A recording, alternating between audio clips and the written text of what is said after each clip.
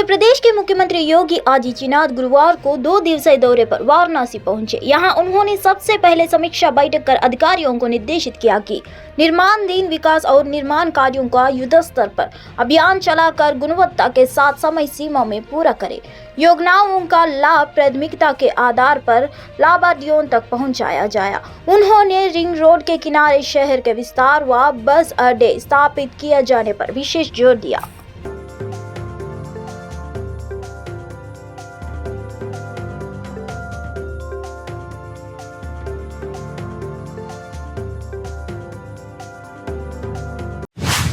Bharatiya Janata party Bhajpa के सांसद अरविंद धर्मपुरी ने कहा कि देश में मुस्लिम समुदाय खासकर महिलाएं समान नागरिक संहिता यूसीसी के लागू होने का इंतजार कर रही है। कांग्रेस ने हमेशा मुसलमानों को वोट बैंक के रूप में देखा। बीआरएस पार्टी भी यह कर रही है। वे सिर्फ तुष्टीकरण कर रहे, उनका उत्थान नहीं कर रहे हैं। मुस्लिम विशेषकर महिलाएं आज भाजपा को वोट दे रही है। 7 दशकों से ऊपर कांग्रेस ने मुसलमान को सिर्फ एक वोट के जैसा देखा। वही काम बीआरएस पार्टी पिछले 2 दशकों से वही काम कर रहा है। सिर्फ अपीसमेंट है, अपलिफ्टमेंट ऑफ मुस्लिम्स नहीं है। मैं कविता हो, केसीआर हो, केटीआर हो, जो भी हो, ये बीआरएस फैमिली जो भी फैमिली पार्टी में कोई भी फैमिली मेंबर इसका जवाब दे दे कि आप लोग एक दलित बंधु स्कीम चला रहे 2 साल से, आप अभी तक 1% दलित को भी वो स्कीम इम्प्लीमेंट नहीं किए। 1% ऑल्सो अभी भी वो स्कीम से पैसा नहीं मिला उनको, नाम के लिए कागज पे है, पर वो स्कीम में हर दलित फैमिली को 10 लाख रुपयों का बेनिफिट होगा। फिर जुलाई 23 के दिन और एक जियो निकला केसीआर की सरकार से कि हर मुसलमान फैमिली को 1 लाख रुपए का बेनिफिट मिलेगा और उसका नाम दिया गया मुस्लिम बंधु। ये 10 लाख दलित को और 1 लाख मुस्लिम को, ये डिफरेंस मुझे समझ में नहीं आ रहा। मेरे हिसाब से मुस्लिम भी पिछड़े हैं, इकोनॉमिकली सोशली पिछड़े हैं, दलित भी सोशली इकोनॉमिकली पिछड़े हैं, पर केसीआर को ऐसा क्या पता है कि मुस्लिम को 1 लाख काफी है कि वो 1 लाख ही डिक्लेयर किए और दलित को 10 लाख। ये डिफरेंस क्यों है, किस मुद्दे पर है, ऑन व्हाट बेसिस, ये जरा लोगों को समझाना। तो आप कहना ये चाह रहे हैं कि जैसे वो मुस्लिम, मैं 10 लाख और 1 लाख 9 लाख का जो डिफरेंस है वो क्यों है, मैं एक प्रश्न कर रहा हूं। आज दोनों भी चोर है। In regard to Muslims, Congress party और बीआरएस दोनों भी चोरे, दोनों भी मुस्लिम्स के लिए कुछ नहीं किए। इस देश में मुस्लिम सबसे बड़े बेनिफिशियरीज, हमारे फ्लैगशिप स्कीम्स, आयुष्मान भारत, आवास योजना, ऐसे स्कीम्स जो है, इसके सबसे बड़े बेनिफिशियरीज मुस्लिम्स है। इसलिए मुस्लिम्स भी आज भारतीय जनता पार्टी को वोट डाल रहे हैं, स्पेशली वुमेन डाल रहे हैं। वो भी 2019 के बाद ट्रिपल तलाक का बैन होने के बाद मुस्लिम औरत डिग्निफाइड लाइफ जी रही है, और सभी मुस्लिम स्पेशली वुमेन वो लोग यूसीसी का इंप्लीमेंटेशन का इंतजार कर रहे हैं। मध्य प्रदेश के विदेशी में एक सार्वजनिक कार्यक्रम को संबोधित करते हुए राज्य के मुख्यमंत्री शिवराज सिंह चौहान ने घोषणा की कि सागर जिले के बिना के अगासौद में 50,000 करोड़ रुपया को पेट्रोकेमिकल कॉम्प्लेक्स स्थापित किया जाएगा। उन्होंने कहा, सागर जिले के बिना के अगासौद में 50,000 करोड़ रुपये के पेट्रोकेमिकल कॉम्प्लेक्स बन रहा है, जिससे लोगों को रोजगार मिलेगा। बीना के पास आगासौद में ही पेट्रोकेमिकल कॉम्प्लेक्स आ रहा है 50,000 करोड़ रुपए का। 50,000 करोड़ रुपए का एक नहीं, अनेकों फैक्ट्रियां लगेंगी, इंडस्ट्री लगेगी, और इस क्षेत्र के बेटा बेटियों को ढंग से रोजगार मिलेगा। मेरे किसान भाइयों, ये भारतीय जनता पार्टी की सरकार है। कांग्रेस ने झूठा कर्जा माफी का वादा किया, लेकिन ब्याज की गठरी सर पे ऐसे चढ़ी कि पिछले दिनों मैंने 2200 करोड़ रुपया किसानों के ब्याज का मैंने भरवाया, ताकि कम से कम ब्याज मुक्त हो सके। राष्ट्रपति द्रौपदी मुर्मू ने गुरुवार को कोलकाता में हुगली नदी के तट पर Garden Reach ship builders and engineers limited में भारतीय नौसेना के लिए प्रोजेक्ट 17A के तहत निर्मित छठे स्वदेशी युद्धपोत विद्यागिरी का जल अवतरण किया। इस अवसर पर बंगाल के राज्यपाल CV आनंद बोस, मुख्यमंत्री ममता बनर्जी व भारतीय क्रिकेट टीम के पूर्व कप्तान सौरव गांगुली भी उपस्थित रहे।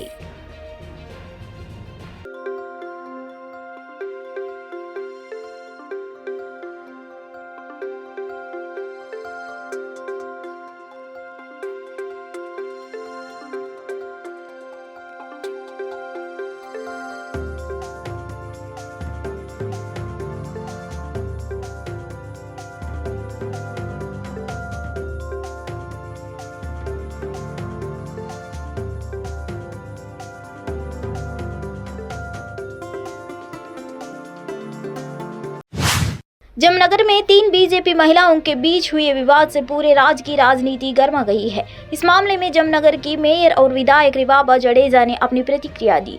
अब पूनम में मीडिया के सामने अपनी बात रखी है। सांसद पूनमबेन ने जमनगर में एक कार्यक्रम के दौरान जमनगर उत्तर विधायक रिवाबा जडेजा के साथ अपने मौखिक विवाद पर कहा, निश्चित रूप से कुछ गलतफहमी थी और इसकी प्रतिक्रिया वायरल मीडिया में दिखाई दे रही थी। और जैसे कि मैंने कहा, पार्टी एक परिवार की तरह है, इसमें हर कोई एक दूसरे की ताकत है।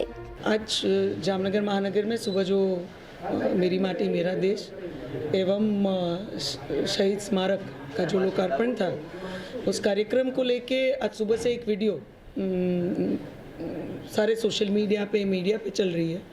मैं उसी दिशा में एक अपनी तरफ से एक आज जो हुआ उस विषय में एक स्पष्टता आपके समक्ष रखना चाहती हूँ। आज का जो वीडियो था वो वीडियो भारतीय जनता पार्टी एक शिस्तबद्ध पार्टी है। एक पारिवारिक माहौल में, पारिवारिक वातावरण में पार्टी के सभी कार्यकर्ता साथ में को एग्जिस्ट करते हैं और सभी एक दूसरे की स्ट्रेंथ है। हम सब एक दूसरे के लिए पूरक है, जहाँ पे सब कहीं ना कहीं किसी न किसी क्षेत्र में पार्टी को और मजबूत करते हैं। और दिवंगत कांग्रेस नेता राजेश पायलट पर बीजेपी IT सेल के ओर से की गई टिप्पणी के बाद अशोक गहलोत लगातार विपक्ष पर हमलावर है। सीएम गहलोत ने मीडिया से बातचीत करते हुए बीजेपी पर जमकर निशाना साधा। भाजपा के IT विभाग के प्रमुख अमित मालवीय के ओर से कांग्रेस के दिवंगत नेता राजेश पायलट के खिलाफ सोशल मीडिया पर की गई टिप्पणी पर गहलोत ने कहा, मालवीय बेहुदा बातें कर रहे हैं, उनका धंधा ही यही है, झूठ बोलना, फेक न्यूज फैलाना। अब पूरे देश में बुद्धिजीवियों में वह एक्सपोज हो गया। अब वह भाजपा के लिए एसेट नहीं, लाइबिलिटी बन चुका है। राजेश पायलट जी को लेकर भाजपा की ओर से भी कई तरह के जो अभी हाल ही राजेश पायलट जी हमारे साथ, हम दोनों साथ साथ आए थे पार्लियामेंट के अंदर 80 के अंदर।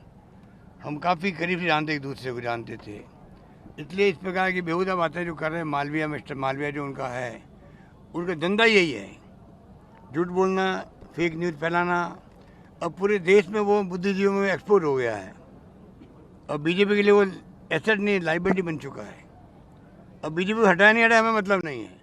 आज बीजेपी के लिए लाइबिलिटी कोई है तो अमित मालवीय जी है, ये मैं कह सकता हूँ। तो जनता समझ गई कि तो फेक न्यूज चलाता रहता है बीजेपी के बिहाफ पर।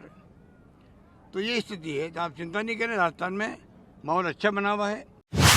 बीजेपी के राष्ट्रीय अध्यक्ष JP नड्डा ने दमन में पार्टी कार्यकर्ताओं के साथ बैठक की। वह दादरा नगर हवेली और दमन दीव के 2 दिवसीय दौरे पर है। वह पार्टी के कई सार्वजनिक कार्यक्रमों और संगठनात्मक बैठकों के भाग लेंगे और मिरासोल रिजॉर्ट नानी दमन में क्षेत्रीय पंचायत राज परिषद के उद्घाटन सत्र में भी भाग लेंगे। महाराष्ट्र कांग्रेस अध्यक्ष नाना पटोले ने घोषणा की कि भारत गठबंधन की बैठक 31 अगस्त और 1 सितंबर को मुंबई में होगी। इसके सफल आयोजन के लिए आज मतोश्री में बैठक हुई और इसका एजेंडा तय किया गया। पटना और बेंगलुरु के बाद इंडिया गठबंधन की तीसरी बैठक मुंबई में होनी है। मुंबई के सांता क्रूज कलीना इलाके में स्थित ग्रैंड हयात होटल में इंडिया गठबंधन की तीसरी बैठक होगी। MBA नेता ने बताया कि मुंबई आने पर कांग्रेस नेता राहुल गांधी का भव्य स्वागत किया जाएगा। इंडिया बैठक का उद्देश्य केंद्र से मोदी सरकार को बाहर करना है। 31 अगस्त और 1 सितंबर को जो इंडिया अलायंस का मीटिंग मुंबई में होने जा रहा है, ये मीटिंग बहुत अच्छे से हो और केंद्र में जो नरेंद्र मोदी की तानाशाह सरकार जो बैठी है उस सरकार को सत्ता से बाहर करना यही मकसद है, क्योंकि इसी मुंबई से महात्मा गांधी जी ने चलो जाओ का नारा लगाया था और 150 साल जो अत्याचारी अंग्रेज की सत्ता थी उसको यही मुंबई से पूरे देश में आवाज़ गया था।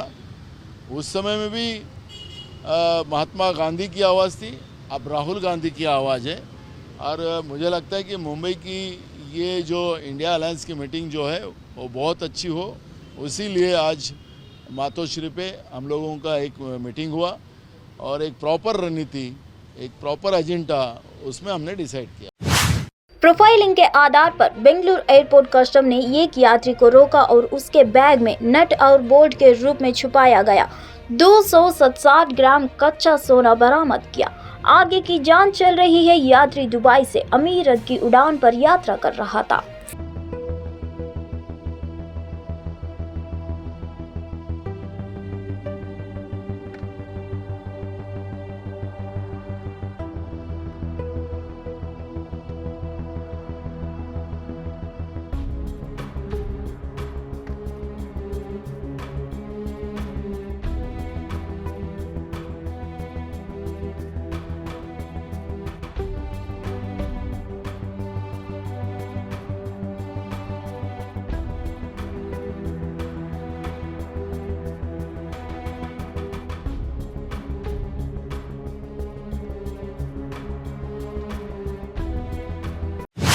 मणिपुर में संघर्ष 3 महीने से अधिक समय से जारी है। ऐसे में भारतीय कम्युनिस्ट पार्टी के महासचिव सीताराम येचुरी के नेतृत्व में पार्टी का 4 सदस्यीय प्रतिनिधिमंडल 18 से 20 अगस्त तक मणिपुर के दौरे पर रहेगा।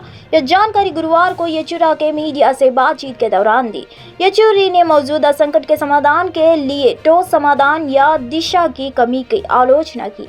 उन्होंने कहा कि अभी तक यह डबल इंजन सरकार किसी भी समाधान या दिशा निर्देश पर नहीं पहुंच पाई है कि इस मुद्दे को कैसे हल किया जाए। हम मणिपुर के लोगों के साथ अपने एकजुटता व्यक्त करेंगे और उन्हें बताएंगे कि भारत उनके साथ है। हम एक परिवार का हिस्सा है और हम इस स्थिति में आपकी मदद करने की पूरी कोशिश करेंगे। अभी तक यह डबल इंजन सरकार इस मुद्दे के समाधान या दिशा निर्देश पर नहीं पहुँच पाई है। पहली बात तो यह है कि वहाँ के लोगों को सहानुभूति दिलाने और हमारी एकजुटता कि भारत के लोग उनके साथ हैं और ये जो हिंसा जो हो रहा है इस पे एकदम रोक लगाने की ज़रूरत है। और इसके लिए हम समझते भी जो भी कदम ये डबल इंजन सरकार को उठानी है वो उठाना चाहिए। और पहली बात तो ये है कि वहाँ के मुख्यमंत्री को हटाइए और वहाँ पर शांति की वातावरण को ले आना।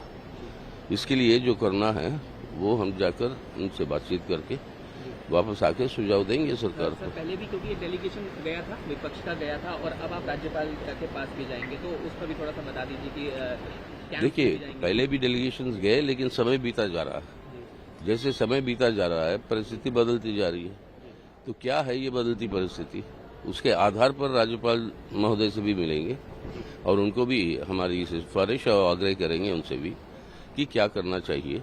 वहाँ पर वास्तविकता देखने के बाद ही ये संभव होगा कि बताएं उनको ठोस रूप से क्या हो सकता है। सर बस आखिरी कि दिल्ली के मुख्यमंत्री ने भी इसका प्रतिक्रिया दी। उन्होंने कहा कि मणिपुर में पूर्वोत्तर की जो बेटियां हैं उनको नकार दिया गया। उनके बहुत सारे आरोप है, बहुत सारा हमने देखा भी है सोशल मीडिया पे और ये बहुत ही खतरनाक परिस्थिति पैदा हो रही है वहाँ पे। इसको काबू में ले आना अनिवार्य है और जरूरी है देश की एकता के लिए।